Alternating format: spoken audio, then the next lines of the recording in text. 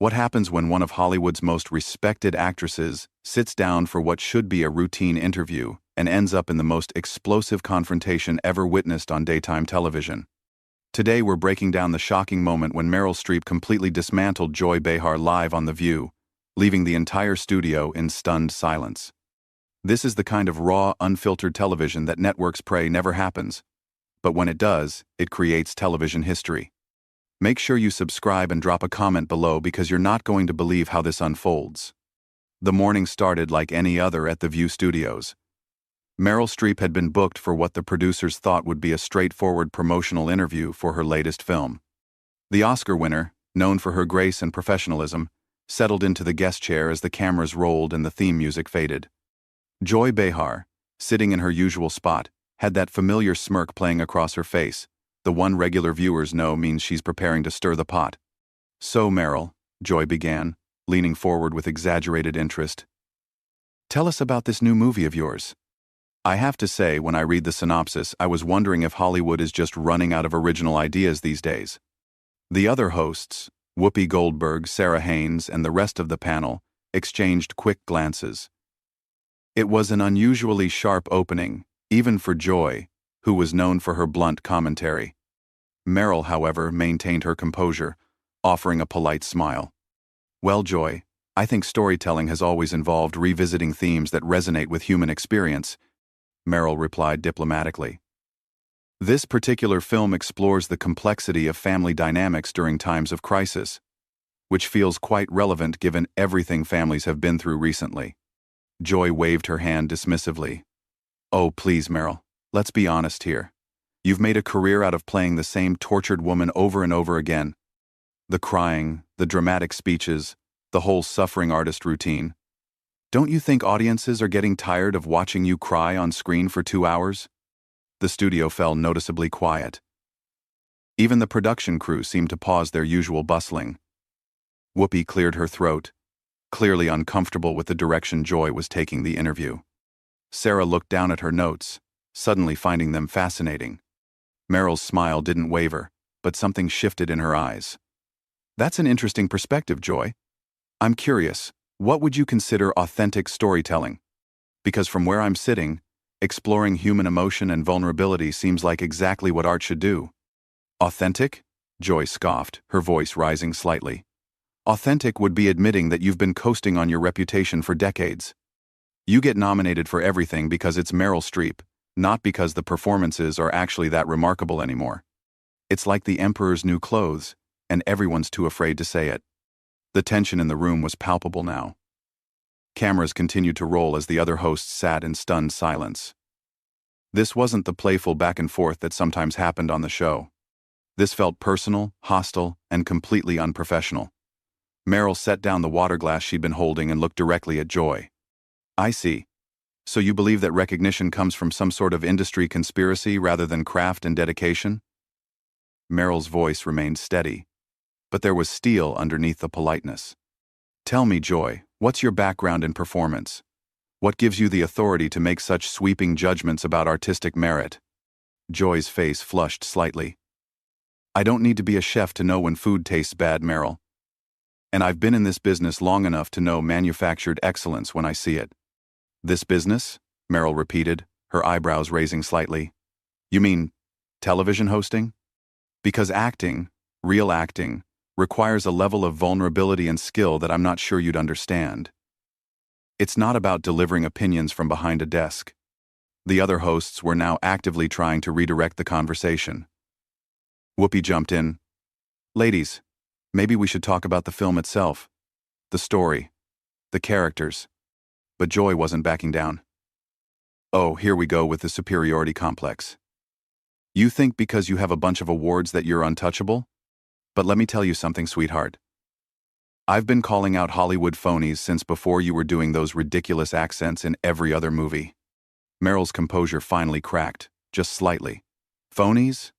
That's rich coming from someone whose entire career is built on manufactured outrage and uninformed commentary. You want to talk about authentic? Let's discuss what's authentic about sitting here every day, spouting opinions about subjects you clearly don't understand, while real artists are out there actually creating something meaningful." The words hung in the air like smoke. Joy's mouth opened and closed, for once seemingly at a loss for her usual quick comeback. The studio audience, which had been murmuring quietly, fell completely silent. Even the camera operators seemed frozen, unsure whether they should keep filming this career-ending moment or cut to commercial. Sarah tried desperately to smooth things over. I think what's wonderful about art is that it means different things to different people, and perhaps— No, Meryl interrupted, her voice calm but firm. I think Joy has made her position quite clear. She believes that expertise, training, and decades of craft mean nothing compared to her personal opinions delivered from a position of comfort and safety. It's fascinating, really, this idea that criticism without understanding equals insight. Joy finally found her voice again, but it came out sharper and more defensive than her usual confrontational tone. Don't you dare lecture me about understanding. I've been watching movies since before you were even thinking about acting. I know what I see, and what I see is someone who thinks she's above criticism. Above criticism? Meryl laughed, but it wasn't a pleasant sound. Joy, I've been criticized by some of the most brilliant minds in film and theater. The difference is, those critics understood what they were evaluating. They could discuss technique, emotional truth, the relationship between text and performance. You're offering nothing but personal attacks disguised as professional commentary. The words hit Joy like a slap across the face. Her cheeks reddened as she realized that Meryl had just publicly dismantled her entire approach to commentary in front of millions of viewers. But instead of backing down or acknowledging the valid point, Joy doubled down in the worst possible way. Personal attacks? Joy's voice cracked slightly as she leaned forward aggressively. You want to talk about personal attacks? Let me tell you what's personal. Watching someone like you parade around Hollywood for 40 years, acting like you're doing Shakespeare when half the time you're just putting on funny voices and calling it acting. You think you're Katharine Hepburn, but honey, you're not even close. The studio was now completely silent, except for the hum of the cameras. Whoopi had her hand pressed to her forehead, clearly regretting every decision that led to this moment. Sarah looked like she wanted to crawl under the desk. The producers in the control room were frantically trying to decide whether this was a disaster or the most compelling television they'd ever captured. Meryl sat back in her chair, and for a moment, everyone thought she might take the high road and simply end the interview. Instead, she folded her hands in her lap and spoke with the kind of quiet intensity that made everyone lean forward to hear. Joy, I'm going to do something for you that clearly no one in your life has had the courage to do. I'm going to tell you the truth. Her voice was steady, but there was fire behind it. You have built a career on being deliberately inflammatory because actual insight requires work, study, and intellectual honesty. You confuse volume with authority and controversy with relevance. Joy's mouth fell open. How dare you? I'm not finished, Meryl continued, her voice cutting through Joy's protest like a knife. You want to compare me to Katharine Hepburn? Fine. Hepburn was fearless, intelligent, and never punched down. She challenged power, not artists trying to do meaningful work. You, on the other hand, have made a living out of cheap shots and surface-level observations. The difference between us isn't just talent, Joy, it's character. The silence that followed was deafening. Joy's face had gone from red to pale, and for the first time in her career on The View, she seemed genuinely speechless. The other hosts were frozen, unsure whether to intervene or let this play out to its inevitable conclusion. Finally, Joy found her voice, but it came out as a strangled whisper. You think you can come on my show and humiliate me? Your show? Meryl's eyebrows shot up. Joy, this is The View. It belongs to all of you, and more importantly, to the viewers who tune in expecting thoughtful discussion, not petty attacks on guests. But since you brought up humiliation, let me ask you this. When was the last time you created anything? When did you last put yourself out there, vulnerable and exposed, for people to judge? Joy's voice grew shrill. I create conversation. I create dialogue. I ask the tough questions that everyone else is afraid to ask. You create conflict. Meryl corrected firmly. There's a difference between tough questions and cheap attacks. A tough question about my work might be about my process, my choices, the themes I'm drawn to. Instead, you opened with insults disguised as observations. That's not journalism, Joy. That's not even good entertainment. It's just cruel. Whoopi finally attempted to regain control. Ladies, I think we need to take a breath here and maybe... But Joy wasn't done. The humiliation of being called out so publicly had pushed her past the point of rational thought. You know what, Meryl? You want to talk about cruel? Cruel is watching someone your age, still trying to play ingenues in movies. Cruel is pretending that every performance you give is some kind of masterpiece, when we can all see you're just doing the same thing over and over with different costumes. The attack was so personal and vicious that even the camera operators looked uncomfortable. Sarah actually gasped audibly. Whoopi shook her head in disbelief. But Meryl, instead of rising to the bait, did something unexpected. She smiled. Thank you, Joy, she said quietly. You've just proven my point better than I ever could have. She turned to look directly into the camera, addressing the audience at home. Ladies and gentlemen, what you're witnessing right now is what happens when someone is confronted with their own limitations. Instead of self-reflection or professional discourse, we get personal attacks about age and appearance. Joy realized she had walked directly into a trap of her own making. I didn't mean... Oh, but you did mean it, Meryl interrupted, turning back to face her. And that tells us everything we need to know about your character and your qualifications to judge anyone else's work. You think attacking a woman's age is clever commentary. You think ageism disguised as criticism makes you edgy and relevant. Joy was now visibly flustered, her usual confidence completely shattered. I've been doing this longer than... Longer doesn't mean better, Joy, Meryl said firmly. It just means you've been making the same mistakes for a longer period of time. And frankly, if this is what you consider professional behavior after all these years, then maybe it's time to reevaluate your approach. The other host sat in stunned silence as Joy struggled to regain her composure. Her face was flushed, her hands were shaking slightly, and for the first time since she'd joined The View, she looked genuinely vulnerable. But instead of evoking sympathy, her previous attacks had burned any goodwill she might have received. Sarah made one more desperate attempt to salvage the interview. Perhaps we could talk about the message of your film, Meryl, and how it relates to current. Actually, Meryl said, standing up from her chair, I think we've covered quite enough for today. Joy has made it clear that she's more interested in personal attacks than professional discussion, and I don't see any point in continuing this conversation. Joy's voice came out as a croak. You can't just leave in the middle of an interview. Meryl paused and looked down at her with something that might have been pity. Joy, you stopped conducting an interview the moment you decided to make this personal.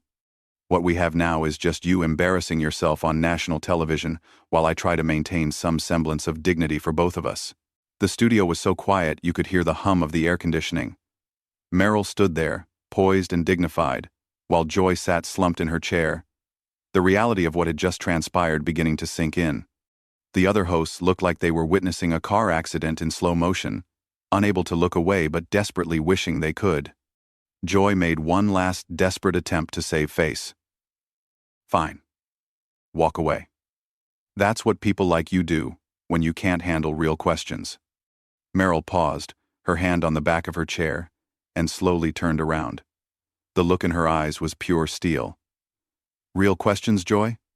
Let me show you what a real question looks like. She sat back down, but on the edge of her seat, leaning forward with laser focus. Here's a real question for you. In all your years of television, can you name one instance where your confrontational approach actually led to meaningful insight or positive change? Joy's mouth opened, but no words came out. The question hung in the air like a challenge that everyone knew she couldn't meet. Here's another one. Meryl continued relentlessly. Can you explain to your viewers why you think personal attacks constitute professional journalism? Because that would be genuinely educational for everyone watching. Whoopi tried to intervene again. Meryl, maybe we should. No, Whoopi, Meryl said firmly, never taking her eyes off Joy. Joy wanted real questions. These are real questions. They're about professional standards, about the responsibility that comes with having a platform. about the difference between challenging people and simply bullying them. Joy finally found her voice, but it came out weak and defensive. I'm not a bully. I ask tough questions. Sometimes people don't like that. There's the problem right there, Meryl said, shaking her head. You think being disliked for asking probing questions is the same as being disliked for being needlessly cruel. They're not the same thing, Joy. One is journalism, the other is just bad behavior with a television contract. The cameras continued rolling as Joy struggled to respond. Her usual quick wit had completely abandoned her, and she looked around the table desperately, hoping one of her co-hosts would come to her rescue. But Sarah was staring at her hands, and Whoopi looked like she was calculating how many more minutes until commercial break. Let me give you an example of the difference, Meryl continued, her voice taking on the tone of a teacher addressing a struggling student. A real question might have been, Meryl, your latest film deals with themes of resilience in the face of adversity. Given your long career, what have you learned about finding truth in difficult emotional territory? That would have been challenging and substantive. Joy tried to interrupt. That's not. Instead, Meryl continued, you chose to open with insults about my career trajectory and suggest that my success is somehow fraudulent. That's not journalism, Joy. That's not even good gossip. It's just mean-spirited noise designed to create conflict rather than understanding. The devastation was complete. Joy looked around the table one more time, but found no support, no lifeline, no way out of the hole she had dug for herself. Her voice, when she finally spoke, was barely above a whisper. I've been doing this for years. I know how to conduct an interview. Meryl's response was swift and final. Joy, knowing how to do something and actually doing it well are two entirely different things. You've been talking for years, but that doesn't mean you've been communicating effectively. There's a difference between having opinions and having insight, between being provocative and being productive. Sarah made one final desperate attempt to salvage something from the wreckage. I think what's important is that we can have different perspectives and still respect. Respect, Meryl repeated, turning to Sarah with a sad smile. Yes, that's exactly what's been missing here. Respect for the craft, respect for the guest, respect for the audience who tuned in, expecting thoughtful discussion rather than a verbal ambush. Joy's last shred of dignity finally snapped. You think you're so much better than everyone else, don't you?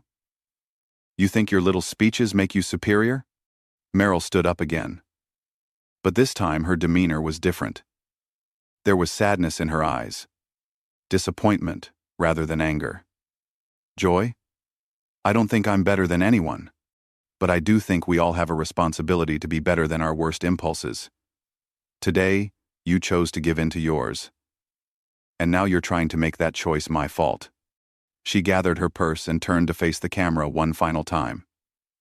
To the viewers at home, I apologize that what should have been a conversation about storytelling and art became something much uglier. That wasn't my intention when I agreed to come here today. Joy made one last pathetic attempt to regain control. Well, maybe next time you'll think twice before coming on a show where we ask real questions.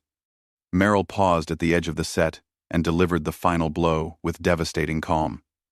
Joy, the tragedy isn't that you ask difficult questions.